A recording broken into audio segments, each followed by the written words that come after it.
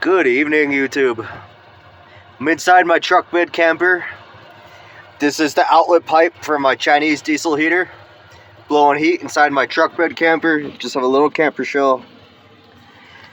It's 37 degrees outside. It's 91 degrees inside.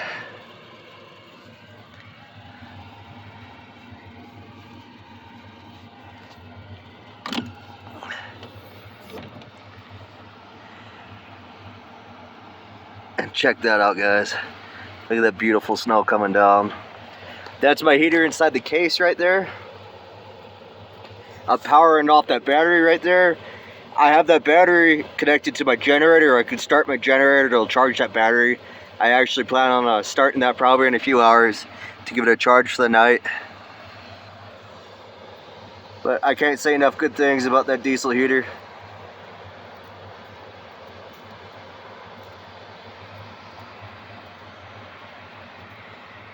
Hope you guys all have a great evening.